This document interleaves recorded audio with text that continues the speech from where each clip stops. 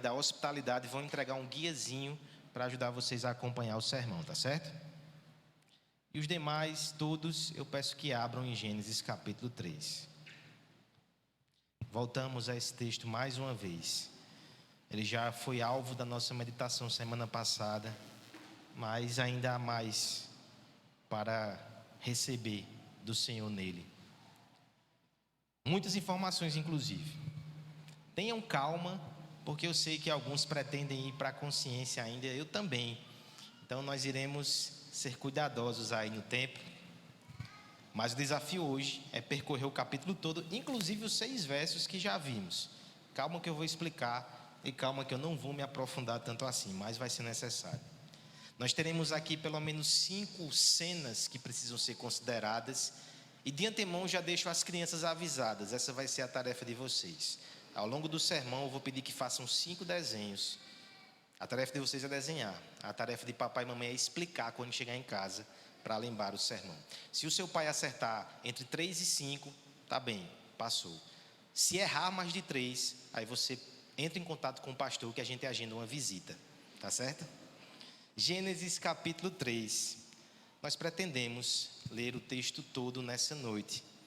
Como é que faremos então nessa primeira leitura, para que a gente não se estenda muito e vá lendo ao longo da exposição? Eu quero ler com vocês somente então os 6 primeiros versos e depois nós iremos dar continuidade ao nosso sermão.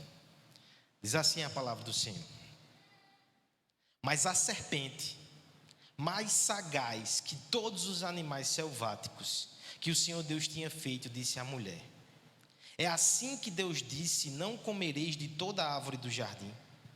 Respondeu-lhe a mulher: Do fruto das árvores do jardim podemos comer, mas do fruto da árvore que está no meio do jardim, disse Deus: Dele não comereis, nem tocareis nele, para que não morrais. Então a serpente disse à mulher: É certo que não morrereis, porque Deus sabe que no dia em que dele comerdes, se vos abrirão os olhos, e como Deus sereis conhecedores do bem e do mal. Vendo a mulher que a árvore era boa para se comer, agradável aos olhos, e a árvore desejável para dar entendimento, tomou-lhe do fruto e comeu, e deu também ao seu marido, e ele comeu.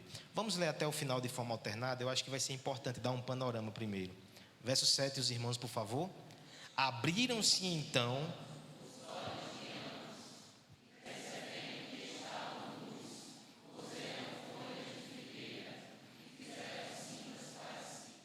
quando ouviram a voz do Senhor Deus, que andava no jardim pela viração do dia, esconderam-se da presença do Senhor Deus, o homem e a sua mulher, por dentre as árvores do jardim.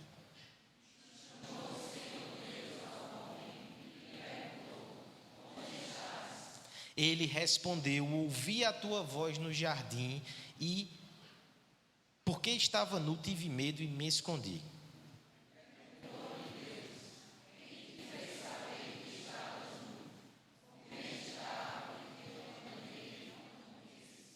Então disse o homem: A mulher que me deste por esposa, ela me deu da árvore e eu comi.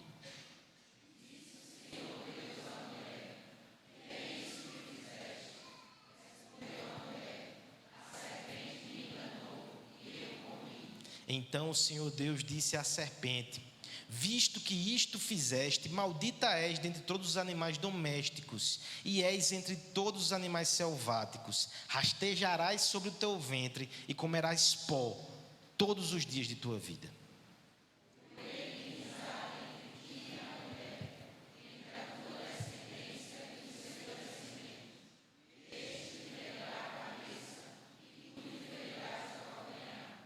E a mulher disse: Multiplicarei sobremodo os sofrimentos da tua gravidez. Em meio a dores darás à luz a filhos. O teu desejo será para o teu marido e ele te governará.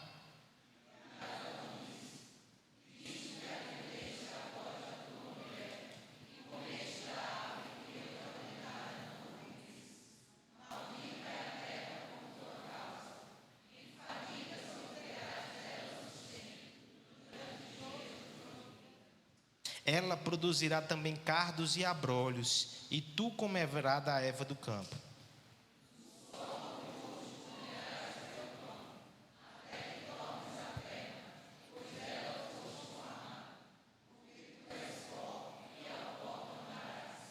E deu o homem o nome de Eva, a sua mulher, por ser a mãe de todos os viventes.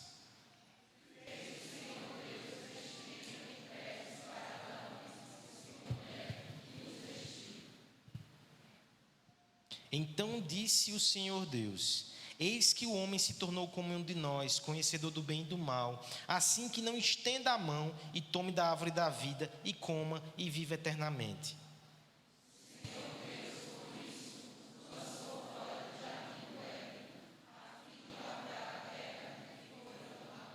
E expulso o homem, colocou querubins ao oriente do jardim do Éden, e o refugiu de uma espada que se revolvia para guardar o caminho da árvore da vida. Só até aí. Vamos orar pedindo que Deus fale conosco nessa noite.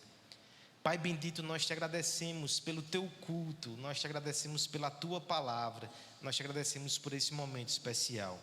Pedimos a tua graça, pedimos a tua intervenção bendita para que possamos compreender a tua voz, entender as maravilhas da tua lei, Senhor. Descortina nos nossos olhos, prepara o nosso coração. Fala, Senhor, para a tua glória, para a nossa alegria, no nome de Jesus. Amém. Houve um homem chamado Herbert George Wells, que ficou mais conhecido como H.W. Wells, um grande escritor de ficção científica. Talvez alguns aqui já até leram ou assistiram filmes baseados na sua obra. Por exemplo, A Máquina do Tempo, O Homem Invisível e A Guerra dos Mundos. Entre tantas obras e livros que ele tem, esse homem tinha uma mente muito criativa. Mas ele também tinha o arrobo e a intensidade dos artistas. Em 1922, a certa altura da sua vida, época inclusive que ele estava envolvido com ideias políticas bem otimistas a respeito do ser humano, ele fez o seguinte comentário a respeito do homem e das suas potencialidades. Ele disse assim: será possível duvidar que atualmente a nossa raça tornará realidade as nossas mais ousadas ideias? Conquistará a unidade e a paz, e os nossos filhos viverão num mundo esplêndido e agradável, que qualquer palácio ou jardim do passado que se tem conhecimento, adquirindo cada vez mais força, em um círculo cada vez maior de conquista. O que o homem já fez, os pequenos triunfos da sua condição presente, são somente o prelúdio daquilo que ainda iremos fazer. Eita, rapaz empolgado. Acontece que alguns anos depois ele tem um outro parecer. 1946. 2 guerras no meio do caminho entre uma fala e outra. Veja como o escritor agora descreve a sua percepção do potencial e do destino do homem. Os massacres a sangue frio de indefesos, a volta da tortura proposital e organizada, o tormento mental e o medo em um mundo nos quais tais coisas pareciam ter sido banidas, quase aniquilaram por completo o meu espírito. O Homo sapiens, como gostava de chamar a si próprio, está esgotado. Pareceres antagônicos, extremos e intensos. Mas se eu levantasse aqui um questionamento nessa noite, eu só levantarei porque Aslan não está para responder de forma audível. Qual resposta está correta? Quem é o homem? Um ser dotado do mais sublime potencial para realizar todas as suas capacidades, alcançar paz e unidade? Ou alguém que é esgotado, amaldiçoado e fadado ao fracasso? Quem é o homem? Opção A, opção B. Você votaria em qual? Nós temos um outro caminho, tá certo? A doutrina bíblica do pecado, da queda, nos mostra sim que o homem não pode ser visto de forma tão utópica. Existem sementes de rebelião no seu coração e consequências no mundo caído. Internamente e externamente está tudo corrompido. Não podemos ser tão otimistas e tolos.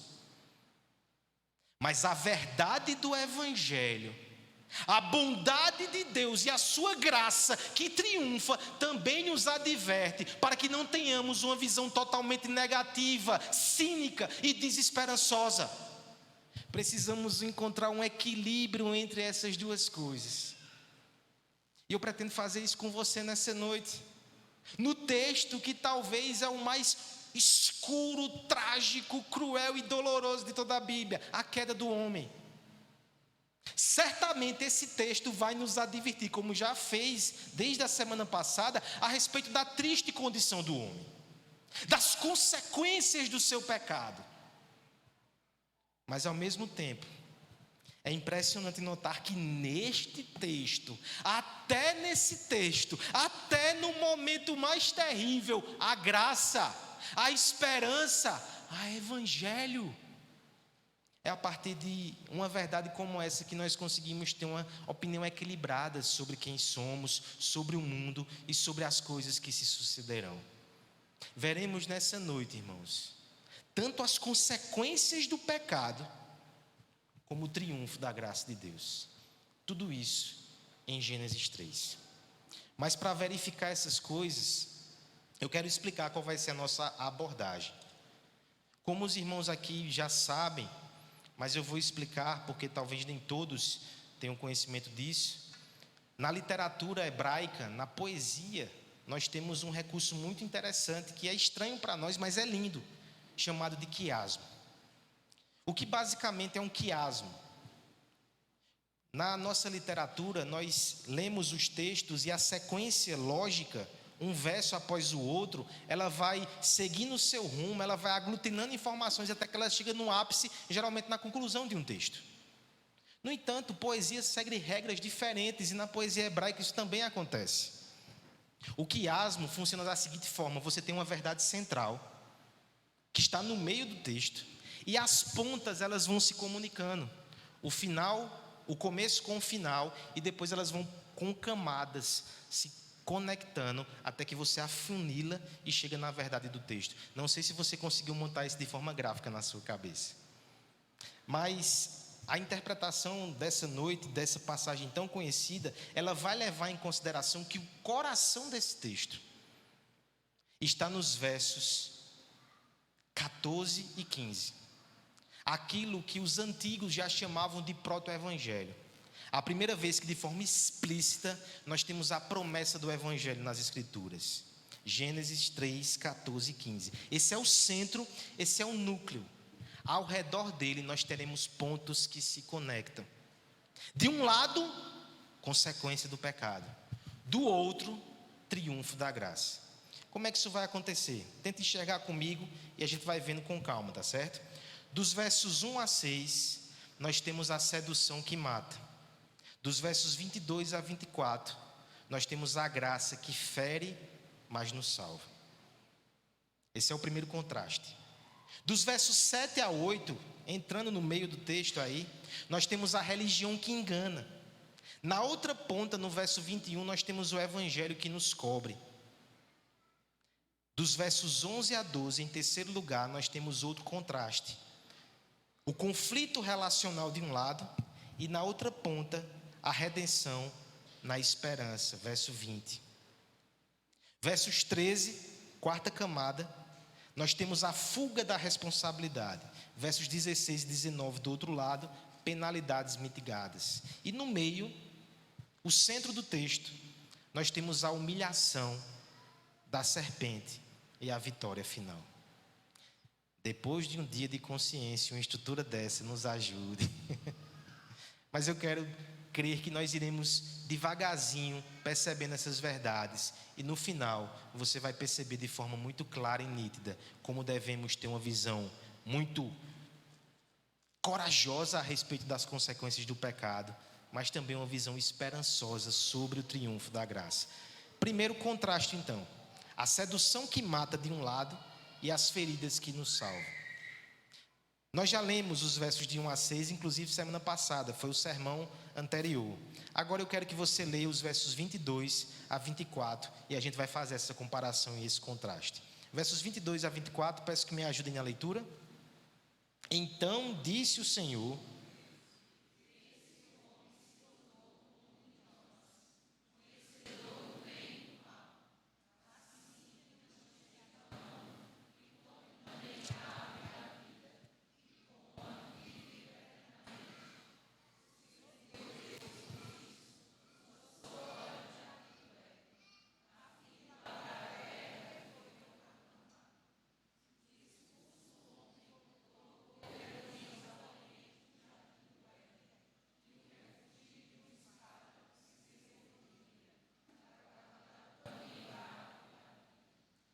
primeiro contraste de consequências e triunfo da graça já dá um desenho aí para as crianças, tá certo? Eu quero que vocês desenhem aí uma espada de fogo. Esse é o primeiro desenho. Essa é a primeira figura. Esse é o primeiro contraste. O que acontece aqui no nosso texto? Primeiro, nós temos a abordagem da serpente, que eu não vou me aprofundar porque já tivemos um sermão só para isso, mas só recapitulando algumas coisas. Nós temos primeiro aqui um processo de pecado que envolve sedução. A serpente, de forma sagaz e astuta, ela chega usando as palavras mais sedutoras possíveis. Um aspecto que eu preciso destacar aqui: aquilo que a serpente diz e reverbera no coração dos nossos primeiros pais é extremamente ofensivo a Deus. Nós destacamos isso na semana passada.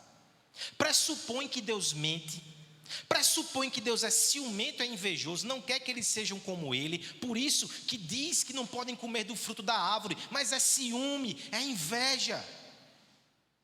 Tal insinuação é extremamente ofensiva ao Deus bom que os criou e deu tudo o que eles precisavam. Agora tem um outro lado, tá certo? Porque se fosse só ofensivo a Deus, talvez eles tivessem repelido tal insinuação de cara, ofensa gratuita. Qual sentido faz? Nós não somos atraídos por ofensas gratuitas. Geralmente é porque as ofensas gratuitas, elas acabam de alguma forma nos elevando. Veja só, a partir do momento que ele chega para Eva e diz que eles têm um potencial de ser como Deus, só que Deus está podando essa potencialidade, há um discurso aqui muito sedutor e muito envolvente, com palavras suaves e sedutoras. A serpente está proclamando o potencial humano, um potencial de ser Deus. Discursos assim, eles costumam fisgar o nosso coração. Palavras doces, palavras que exaltam, palavras que seduzem, mas são palavras que matam. Deus de fato havia dito que se eles desobedecessem e comessem do fruto, morreriam. Aqui nós já entramos um pouco nas consequências. Eles morreram sim, irmãos. Não morreram imediatamente fisicamente. A teologia costuma falar de 3 mortes. A morte espiritual foi imediata. Há uma ruptura de relacionamento com Deus. Eles se escondem de Deus. Já há uma dissensão aqui. Morte espiritual. A morte física começa a partir daquele momento. Eles começam a morrer. Esse processo vai levar alguns anos, mas ele começou. É que nem você aqui. Você está num processo de morte, tá certo? Não sei se você leva as coisas nesse sentido, né? Não sei se isso vai atacar um pessimismo em você, mas nós estamos todos apodrecendo. Que palavra. Mas a ideia é que a morte é um processo que já começou, dos pequenininhos. A morte física. A terceira morte é a morte final ou escatológica. É a morte da condenação. Quando serão lançados no lago de fogo todos aqueles que estiverem ao lado da serpente. Acontece que, ainda que essa sentença seja tão dura, ela não é percebida de forma imediata. Veja o problemão aqui. Adão e Eva, nossos pais, receberam a pior das sentenças, morte, mas eles não têm um impacto imediato dela, fica somente com a voz doce da serpente. Nem sempre as consequências do pecado são imediatas, mas o seu fim sempre é a morte. Pode passar um tempo, pode passar muito tempo, mas o final será trágico. Por outro lado, agora olha o contraste aqui no texto. A serpente atrai, seduz e mata. O que é que nós esperaríamos de Deus? Bem, ele poderia ter fulminado os rebeldes, mas nós não nos contentamos com a sua paciência. Talvez nós gostássemos que ele fosse atrás de nós e nos bajulasse. Rapaz, não vá com a serpente não, não faça assim não, eu tenho promessas melhores. Oh meu Deus, venha para cá, fique comigo. Mas enquanto a serpente ela tem um movimento de atração por meio da sedução, mesmo que a morte esteja como resultado final desse processo, olha como é diferente o tratamento de Deus que a gente vai ver a partir do verso 22. Primeiro, uma pequena conferência intertrinitária vai dizer que de fato o homem se tornou como Deus, quase que uma ironia, né? Porque agora ele conhece o bem e o mal. Esse era o cerne da tentação, né? Conhecer o bem e o mal. Mas eu me lembro aqui de uma ilustração muito boa de De Acaso sobre esse conhecimento. Uma pequena informação que foi omitida pela serpente, tá certo? De fato, eles conheceram o bem e o mal. Mas uma coisa é conhecer, por exemplo, uma doença como um médico que estudou aquilo, que tem um conhecimento técnico, mas que não é tocado por aquela enfermidade. Deus conhece o mal assim. Outra coisa é alguém que tem um conhecimento de uma doença porque ele é assente na pele. O seu corpo está sendo afetado por essa moléstia. Ele está padecendo dores por causa dessa doença. É assim que o homem se torna conhecido do bem e do mal. A serpente somente omitiu essa pequena informação, que seria nessas condições que ela alcançaria aquilo que foi prometido. Agora veja o que o texto diz aqui no verso 22. Deus diz: o homem tornou-se conhecedor do bem e do mal, assim como nós, para que ele não estenda a mão e tome também da árvore da vida e coma eternamente. É como se há uma preocupação aqui de Deus no seguinte sentido: a árvore da vida, ela tinha como seu resultado sacramental eternidade. Veja o raciocínio então de Deus. O homem agora está em pecado, o homem tem o pecado em si, o homem está enlamaçado, o homem está padecendo enfermidade e condenação. Se ele toma da árvore e ele come e ele obtém a eternidade, o que é isso senão o inferno? No inferno nós também desfrutaremos de eternidade, mas eternidade em pecado, em miséria e condenação. Nós não, misericórdia, aqueles que seguirem por esse caminho. É por isso então que nós temos aí uma medida muito dura, que parece até contraditória. A serpente traz para perto, Deus afasta. Olha o que acontece no verso 23. Deus lançou-os para fora do jardim, ordem de despejo. Se a gente pega só essa informação, ficaremos chocados. Parece que Deus segue totalmente na contramão da serpente. Em vez de trazer para perto, ele expulsa. Mas a argumentação anterior vai nos ajudar a já ir formando uma convicção diferente. Mas tem um detalhe no verso 23, no finalzinho, que já acalenta o coração. Deus fica lavrando a terra. Por que isso é importante, irmãos? Deus não abandonou o paraíso. Deus não destruiu o seu jardim. Ele vai ficar tomando conta até um dia que possamos voltar ao jardim. Ele é que vai cuidar. Por isso entendo o que acontece aqui no verso 24. Ele expulsa o homem, coloca querubins ao oriente, e a espada de fogo que as crianças desenharam, ela vai refugiar em todas as direções. O homem não tem como entrar ali de novo. Pelo menos não no seu atual estágio. O homem foi expulso, porque exilado e errante nesse mundo, é lá fora do jardim que vai haver um plano de redenção e um plano de salvação. Logo, logo na história da redenção, nós temos o tabernáculo, e no tabernáculo nós temos querubins ali no acesso ao Santo dos Santos.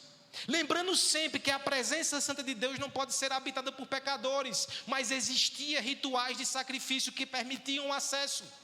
Um dia, o próprio Deus foi exilado, foi ferido, foi machucado, recebeu a morte, e quando ele dá o seu último respiro, o evangelista Mateus vai dizer que rasga-se de uma ponta a outra o véu do Santo dos Santos. O acesso está aberto. Deus expulsa para acolher, Deus machuca para salvar, Deus fere para te curar. Esse é o primeiro contraste que eu queria considerar com você. Ainda hoje, há uma inclinação muito grande no nosso coração de ser seduzido pelos discursos da serpente. Tudo aquilo que é leve e emplumado, tudo aquilo que nos deixa enfatuado é recebido com muita facilidade. Mas não se engane, por trás de vozes doces e discursos adornados há veneno mortal.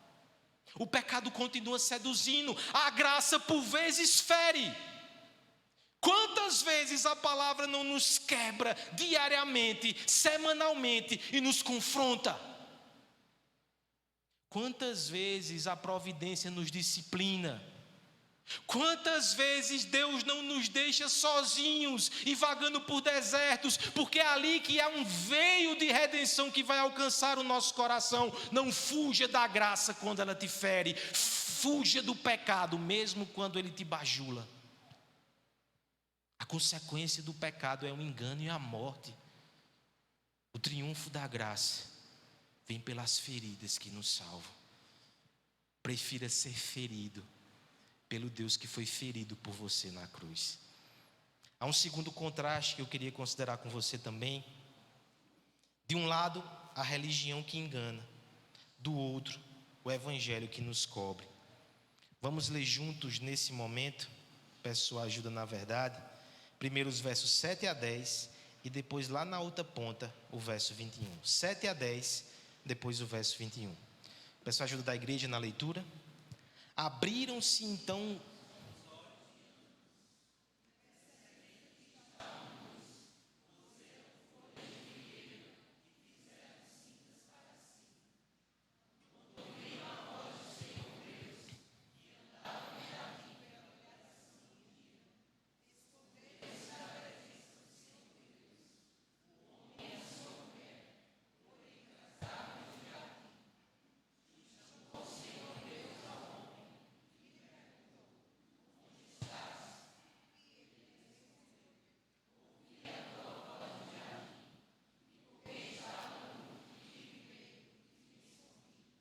verso 21. Fez o Senhor Deus vestimenta de peles para Adão e sua mulher e os vestiu. Segundo contraste que nós faremos aqui nesse momento diz respeito à religião. Mas a figura usada é vestimenta. A religião é uma roupa com a qual nos vestimos. Crianças, o segundo desafio aí agora é pintar uma roupa feita de folhas. Fiquem à vontade, sejam criativos e quem sabe você não tem uma ideia de negócio aí para o seu futuro, né? O que acontece aqui no texto? Primeira reação de Adão e Eva depois que comem do fruto. Percebem que estão nus. Isso aqui já é um anticlímax. Porque se a promessa era que eles se sentiriam grandiosos e divinos, eles se sentem envergonhados pela situação. Nus sempre estiveram. O final do capítulo 2 vai dizer que eles estavam nus e não se envergonhavam. Agora eles têm a percepção e a consciência disso. A pureza perfeita os deixava confortáveis e tranquilos. Mas uma vez que o pecado entra, há um sentimento de vergonha e culpa. Por quê? Porque onde há pecado, sempre há algo a esconder. Pense nisso. Porque nós não nos sentimos à vontade nus, e eu não estou falando de roupa. Nós colocamos camadas de proteção, nós usamos máscaras, nós temos armaduras e bloqueios, porque nós não ficamos à vontade de estar totalmente nu diante de alguém. A culpa, a vergonha e a medo.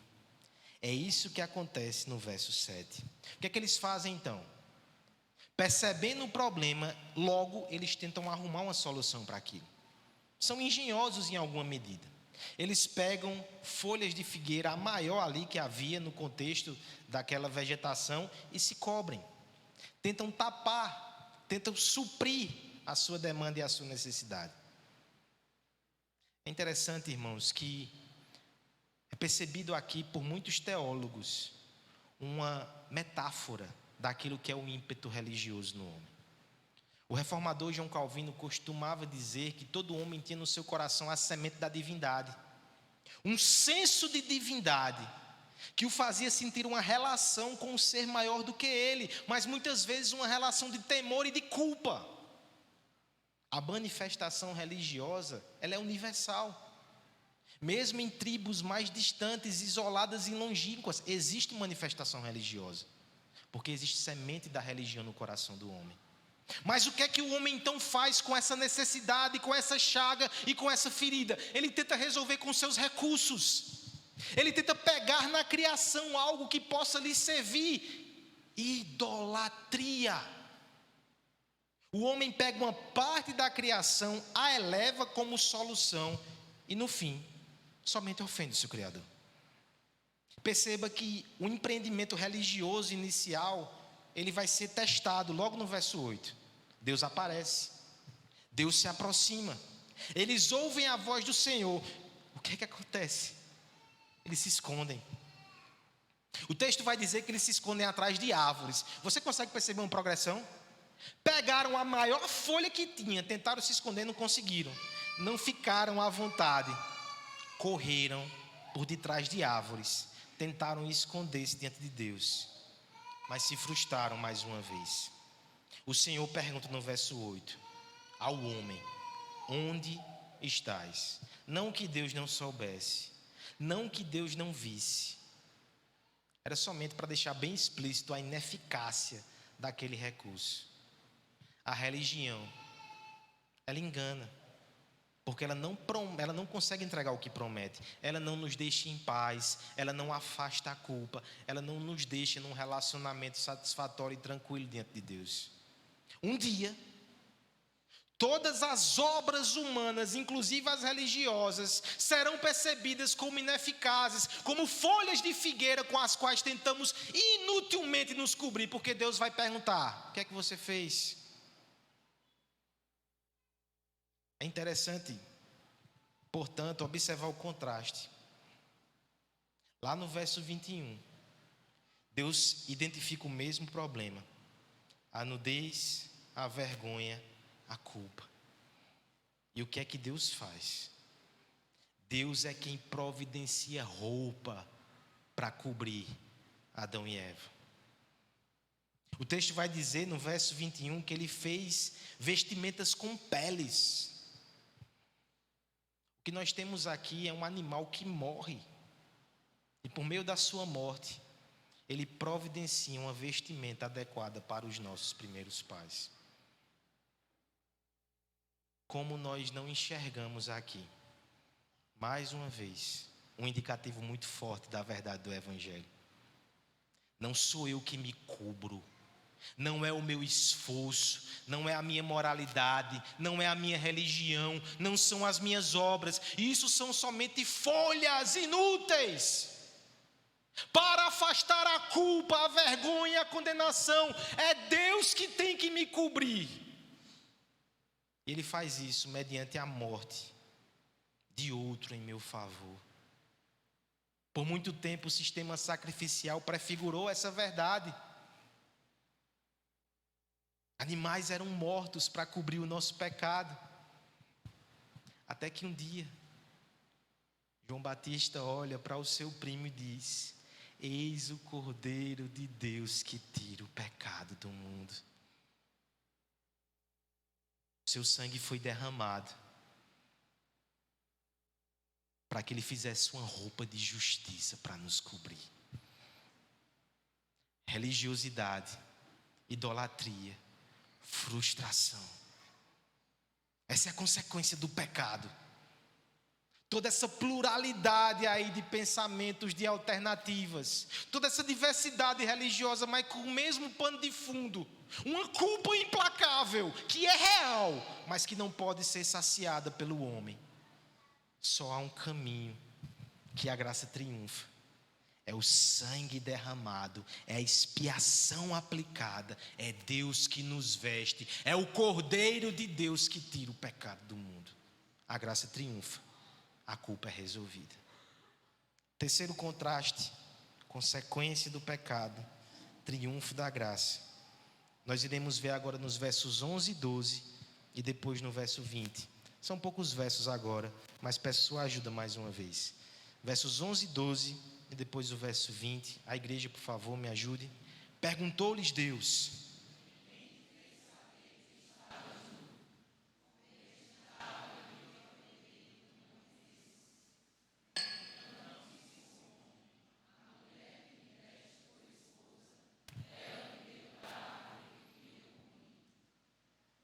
vinte?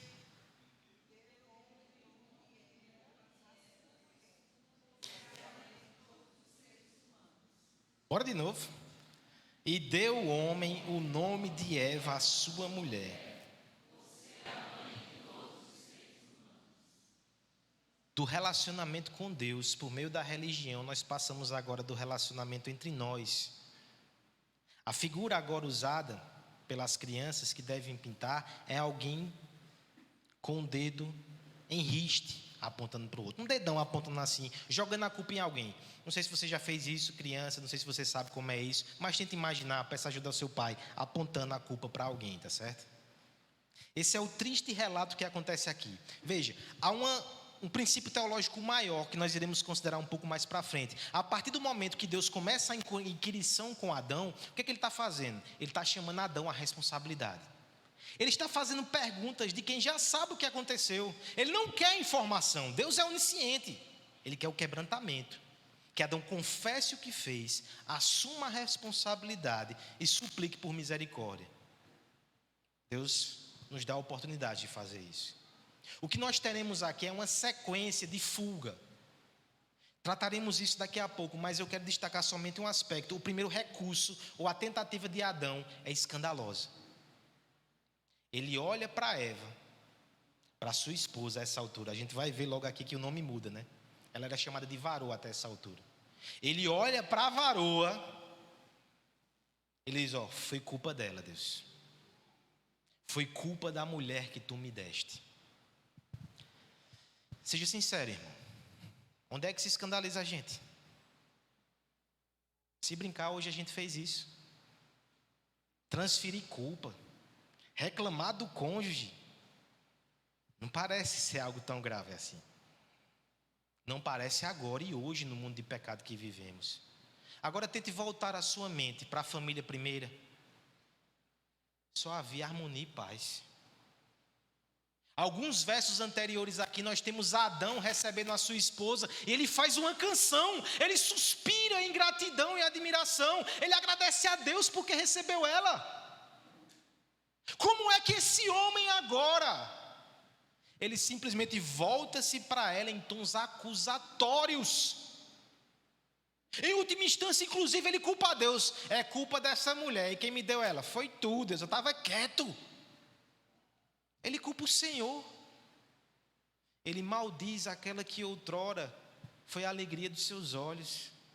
Ele reclama da bênção que recebeu. Eita, tem muita gente fazendo como Adão, reclamando da bênção. Mulheres também o fazem. Mas o ponto que eu queria destacar aqui para você é que é uma ruptura relacional. A dissolução e caos, a acusação, a ferida, a ingratidão. Isso vai ficar ainda pior.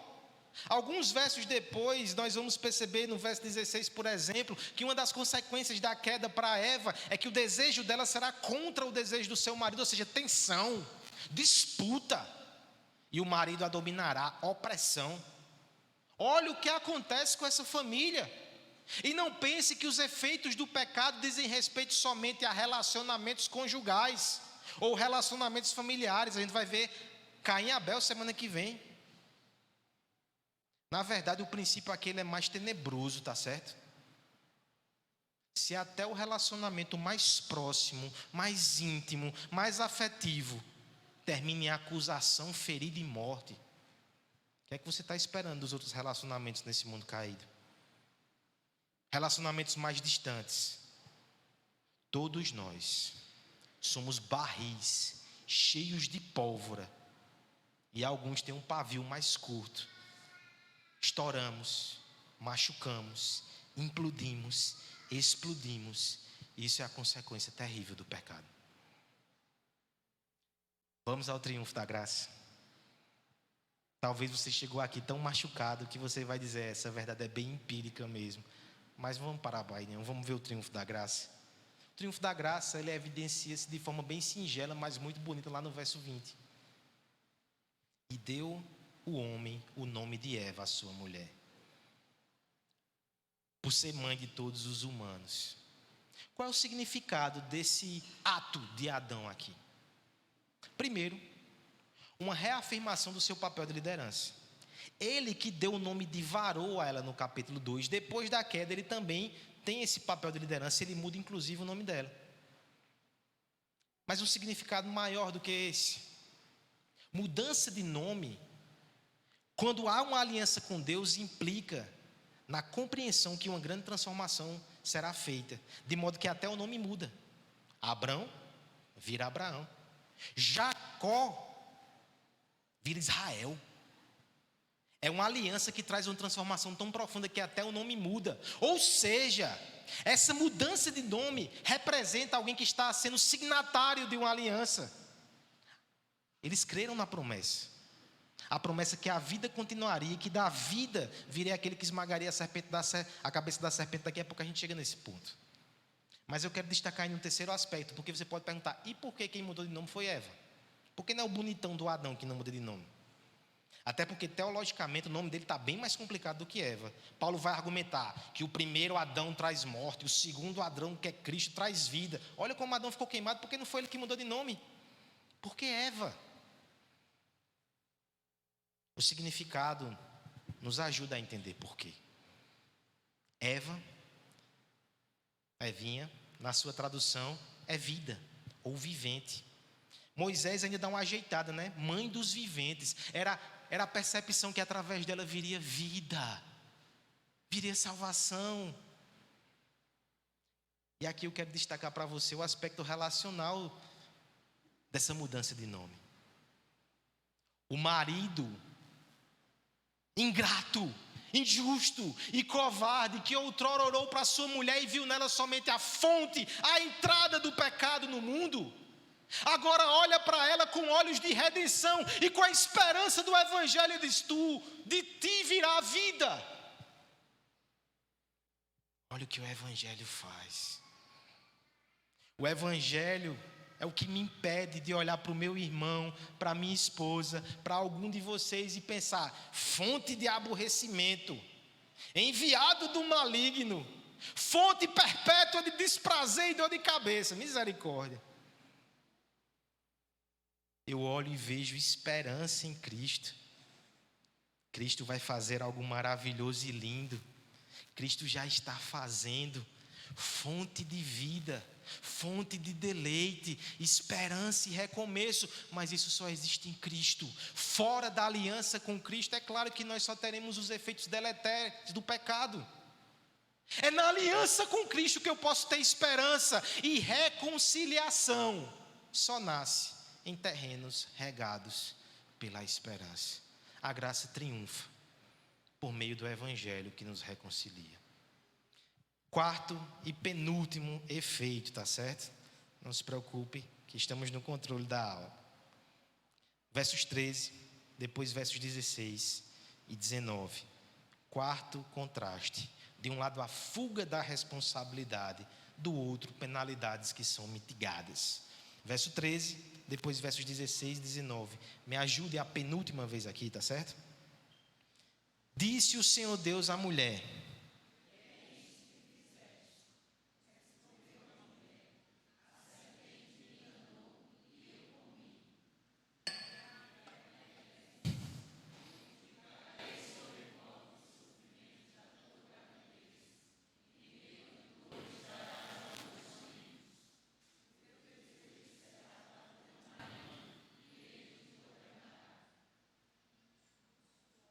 e Adão disse: visto que atendeste à voz da tua mulher,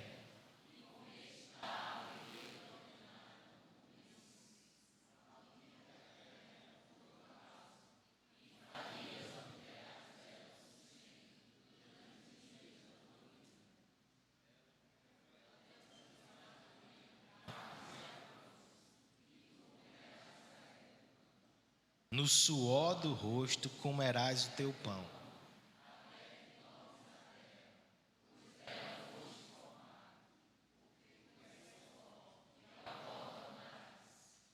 Tem gente aqui que está só o pó. Os irmãos estão cansados, né?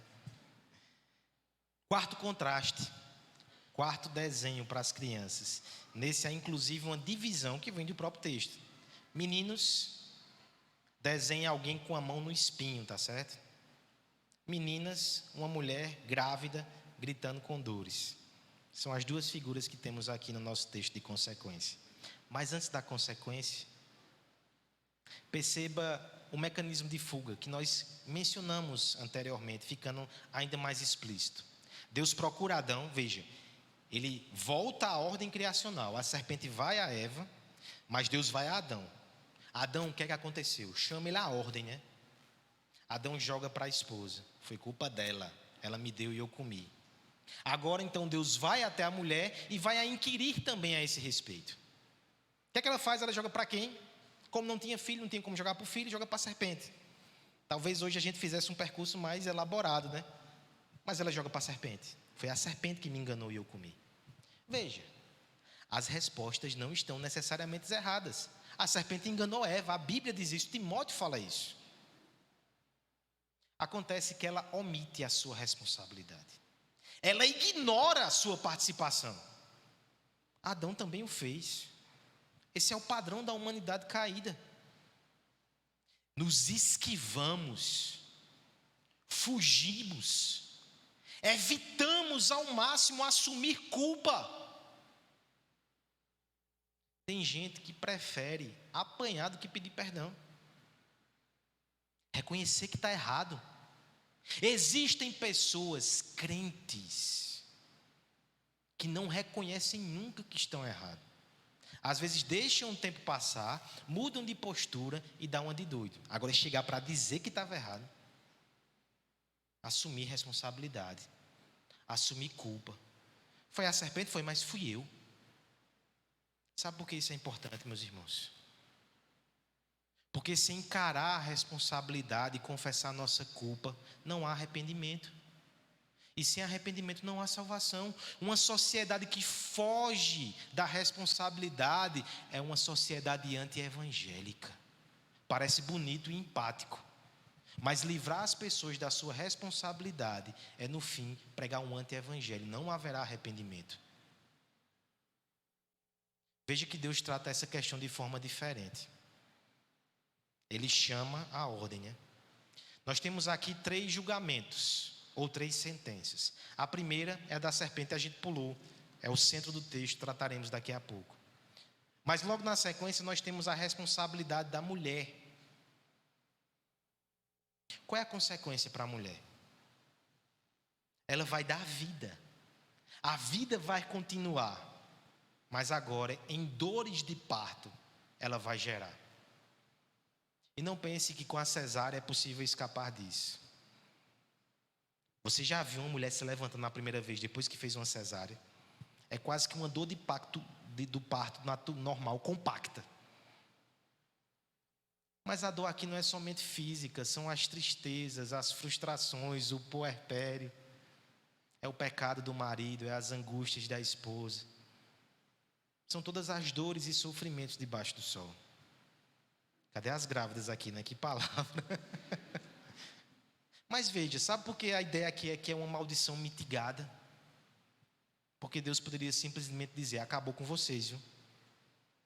Não vai ter filho não, não vai ter história para seguir não. Ele diz, vai ter vida. A vida continua. Toda vez que um bebezinho nasce, a gente lembra que Deus mitigou a maldição. Era para tudo ter acabado.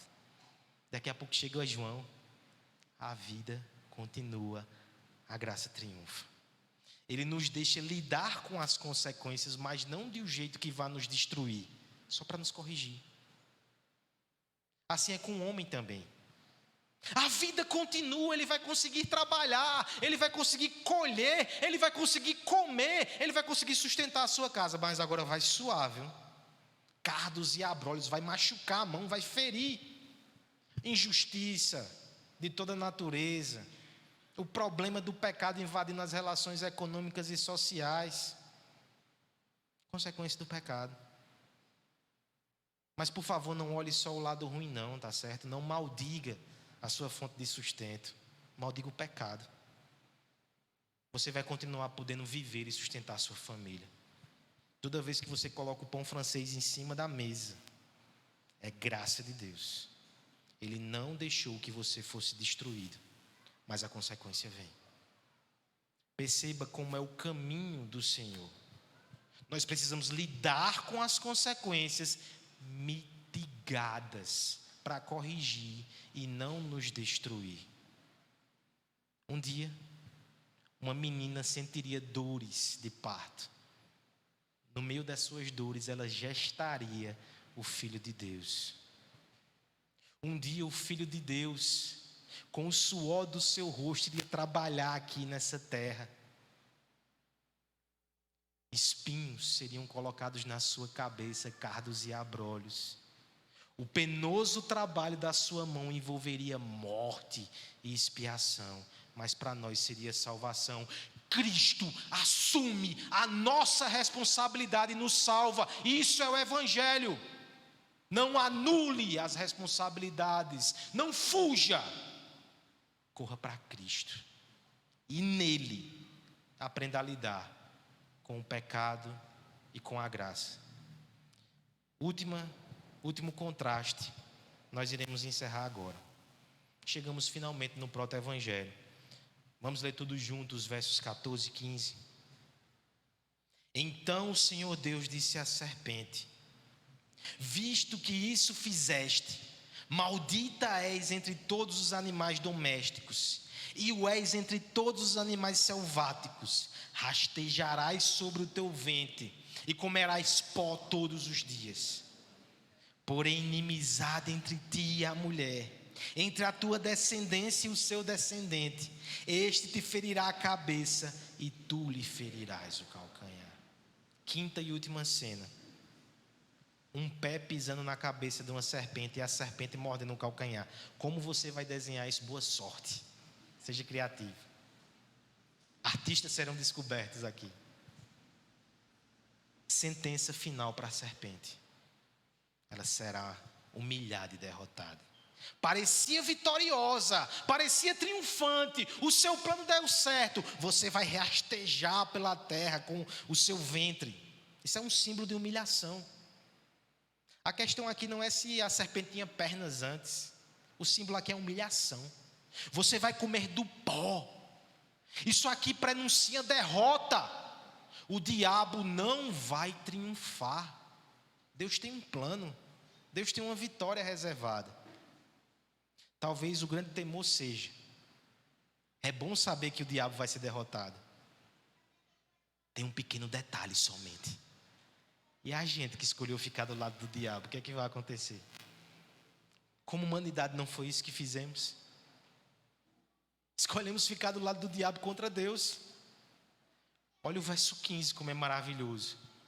Porém, inimizade entre ti e a mulher, entre a tua descendência e o seu descendente. Deus é tão bom que Ele produz inimizade entre nós e o diabo. A gente podia ficar mancomunados, juntos, unidos, indo na direção do lago de fogo. Ele não permitiu. Ele colocou essa inimizade. Inimizade aqui no hebraico é bem mais forte do que o texto parece sugerir. É uma guerra contínua que só termina com a destruição do adversário. Quem é que vai ser destruído no final? O diabo. Deus, Ele está dizendo que Ele vai nos trazer para o seu lado. E junto a Ele, nós enfrentaremos o diabo até que ele seja esmagado. Ele vai ser derrotado e nós seremos vitoriosos. Mas como é que isso acontece? O teu descendente pisará a cabeça da serpente, mas ele será ferido no calcanhar. E aquela peçonhenta vai também trazer dano e morte a ele. Por isso que esse texto é chamado do proto-evangelho. O descendente da mulher, conforme Gálatas, o Senhor Jesus Cristo, Ele vai entrar no mundo para destruir as obras malignas. Ele vai esmagar a cabeça de Satanás e Ele vai nos salvar, mas o fará ao preço e ao custo da sua própria vida. Esse é o Evangelho, é boa nova, mas nos adverte que nesse mundo nós estamos numa batalha ferrenha. que o caminho da cruz é o caminho do nosso mestre, nós iremos comungar com ele também nessas dores. Por isso que devemos ter uma visão equilibrada sobre esse mundo. Esse é um mundo de dores, mas o homem de dores andou entre nós e venceu a pecado, a morte e a consequência terrível, mas também a vitória, a reconciliação e a esperança por causa de Cristo. Nós somos essa ambiguidade ambulante, céticos e esperançosos. Nós sofremos e choramos, mas nós celebramos e triunfamos com Cristo. Nós sentimos as dores do pecado e nós ainda lidamos com vergonha e culpa, mas também nos cobrimos com o sangue dele e celebramos a sua redenção até que ele volte. Sigamos na tensão, não ignoremos as consequências, mas jamais esqueçamos do triunfo do Evangelho. Um dia a tensão passa, porque o pecado vai ser extirpado, e aí só vai ficar a graça. Até lá, que ele nos sustente nessa graça. Vamos orar. Quero que você ore nesse momento, pedindo que as verdades do Evangelho possam estar firmadas no nosso coração. Enquanto isso, a equipe de música vai se aproximar para nos conduzir em uma última canção.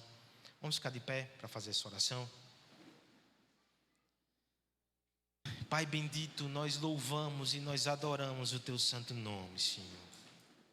Louvado seja o teu nome. Até mesmo num texto tão escuro, difícil, doloroso, nós vemos luz e graça, Senhor. Nós sabemos que o pecado traz consequências terríveis, não queremos nem de longe ignorar isso. Mas como é maravilhoso perceber a graça que triunfa, fortalece o nosso coração na esperança do Evangelho, afasta a culpa, afasta o medo, afasta a vergonha, afasta o olhar julgador que traz dissensão nos relacionamentos. Nos dá graça, Senhor, nos dá graça, para que com a esperança do Evangelho, espalhemos boas novas nesse mundo. Nos firma nessa graça, Pai, em nome de Jesus, amém.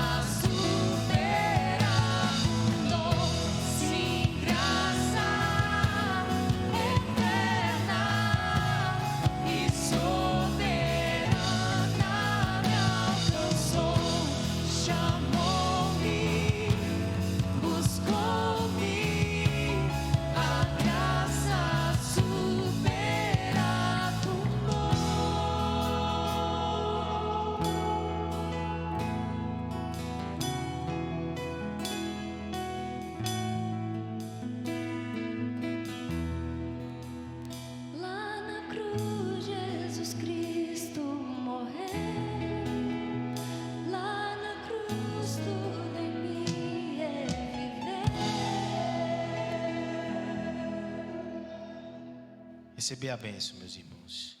Que a graça do nosso Senhor e Salvador Jesus Cristo, que o amor de Deus, nosso amado e soberano Pai, que a consolação do Espírito Santo esteja com todos nós, povo de Deus aqui reunidos, e com todos os nossos irmãos espalhados sobre a face da terra, hoje e sempre. Amém.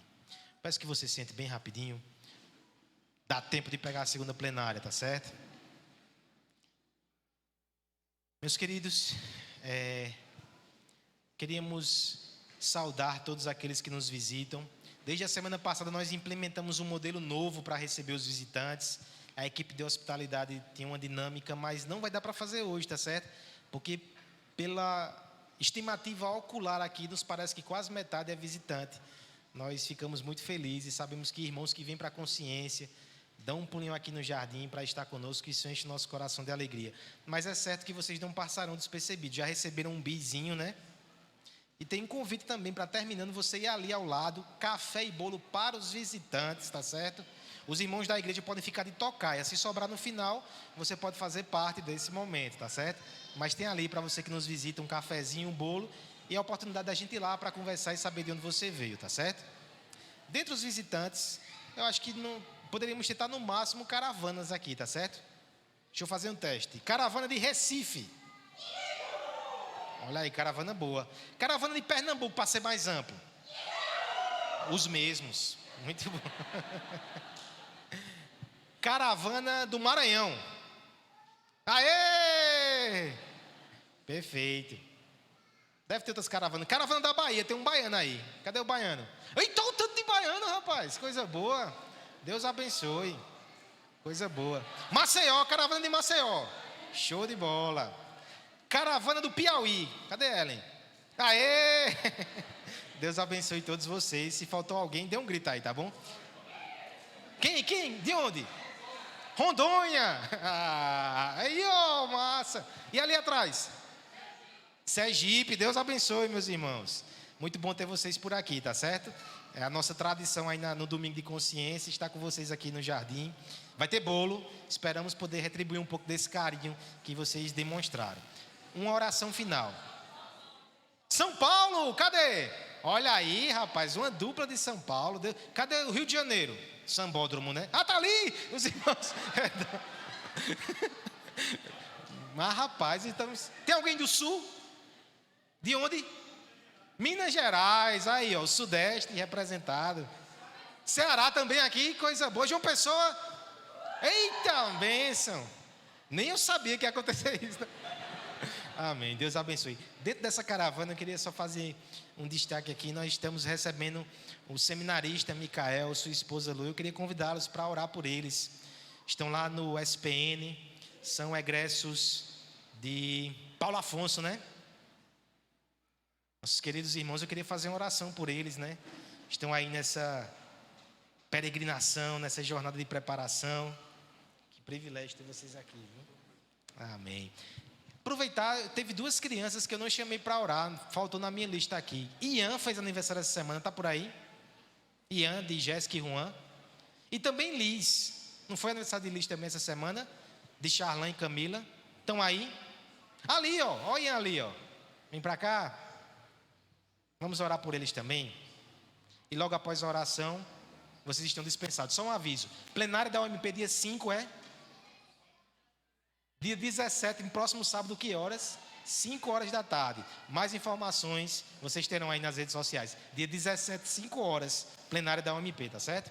Vamos orar pelo seminarista, a esposa, sua família e também pelo pequeno Ian e Miguelzinho veio junto. Vamos orar por esses irmãos, depois estão dispensados, tá certo? Pai bendito, muito obrigado por tua graça. Nós te agradecemos por todos os irmãos que nos visitaram nessa noite. Como é bom, Pai, essa comunhão com o corpo de Cristo que transcende fronteiras, Pai. Abençoa cada um desses irmãos, suas igrejas. Em especial, nós te pedimos por esse casal, por essa família, Pai. O seminarista Micael, sua esposa Lua, continue sustentando nessa jornada, Pai. Que esse tempo de preparação seja muito produtivo e que em breve eles estejam aí cuidando do teu povo para a tua glória, Senhor. Que nós vejamos frutos lindos do Evangelho através dessa família. Também abençoa o nosso pequeno Ian, que ele continue crescendo na tua graça, Senhor. Abençoa Juan, Jéssica e Miguelzinho nessa missão de poder estar cuidando do seu coraçãozinho, Pai. Abençoa também Liz e todas as nossas crianças. Que o Senhor nos abençoe nesse dia, em nome de Jesus. Amém. Muito obrigado, irmão. Estão todos liberados, dispensados.